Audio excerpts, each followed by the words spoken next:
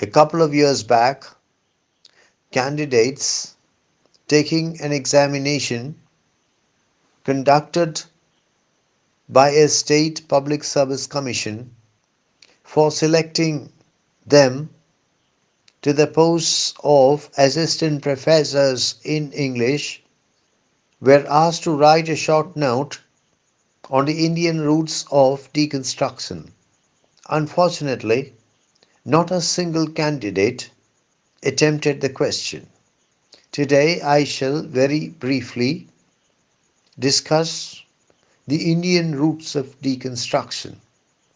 I am very happy to do this because I am someone who believes that everything, yes, everything, began in India. Where else? Of course, where else? When we read Jacques Derrida, we get the impression that he is a very original philosopher. We get the impression that deconstruction is a very original ideology, a very original methodology. But the fact is that nearly 2000 years before Derrida, deconstruction was being practiced in India, and the practitioner was the Buddhist monk Nagarjuna.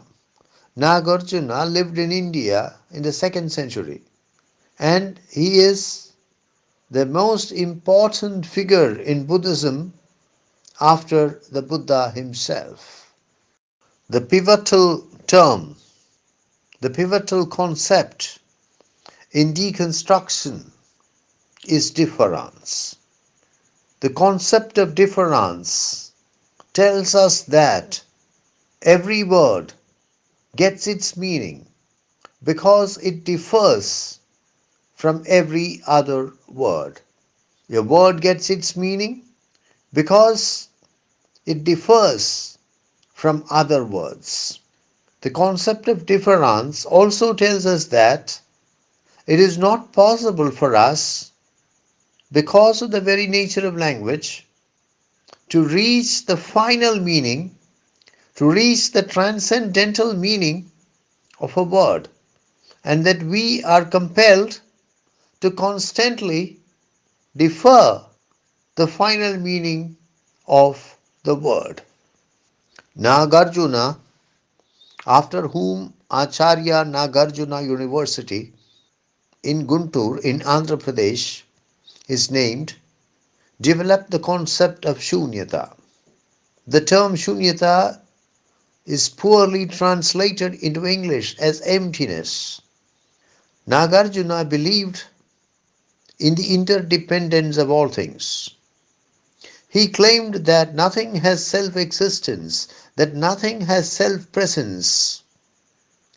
He explained that this is because everything, including all concepts, is dependent upon everything else. Shunyata is the exhaustion of all theories and all views and all interpretations. Nagarjuna pointed out that the meaning of shunyata itself is relative. Having used shunyata to let go of other concepts, we should let go of shunyata too. Derrida's concept of difference has two fundamental aspects. The first of these is that your word gets its meaning because it differs from other words. Your word gets its identity because it is different from other words. The second is that the final meaning of a word, the transcendental meaning of a word, can never be reached.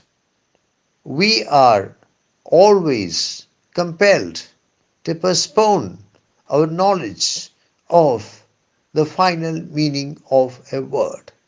It is pertinent to note that both these aspects are present in the concept of shunyata developed by Nagarjuna.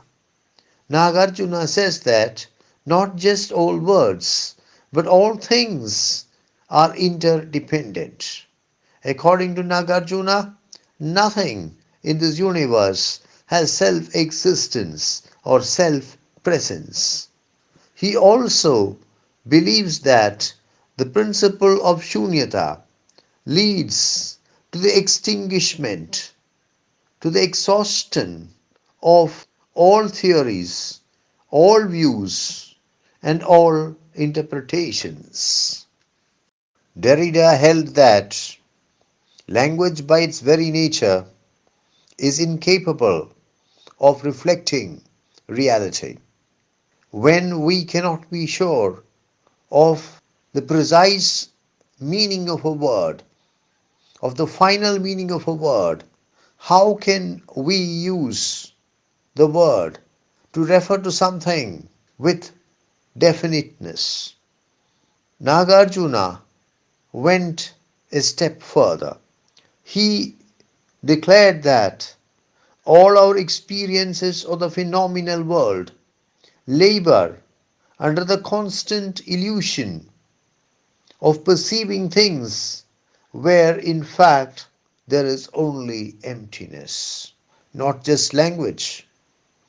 Our experience, our understanding of the phenomenal world, of the so called reality itself is seriously flawed, and we are laboring under the constant illusion of seeing things where in fact there is nothing to be seen, where in fact there is only emptiness or shunyata.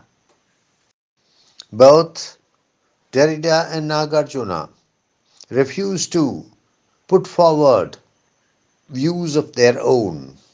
They demolished the ideologies of others, but claimed that they had no ideology of their own to offer.